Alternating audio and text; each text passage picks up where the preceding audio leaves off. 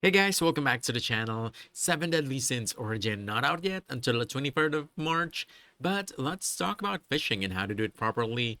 So let's get started.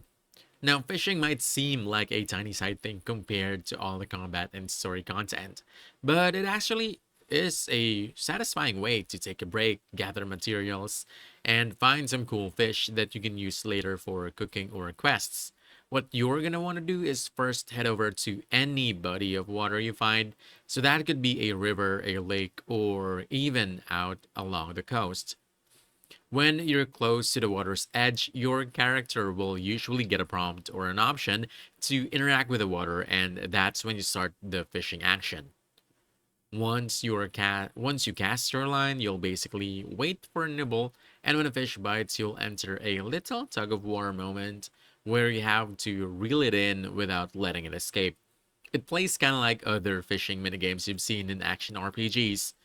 And as you play more and discover different fishing spots, you'll notice that different fish shows up depending on where you are and even the time of day or weather conditions.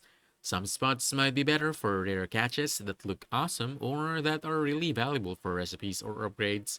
And honestly, it's just a really relaxing way to enjoy the world the game has built where you're waiting on quests or gearing up for bigger battles. And that's about it. If you found this helpful, don't forget to hit that like button, subscribe for more quick guides, and I'll see you in the next one. Thanks!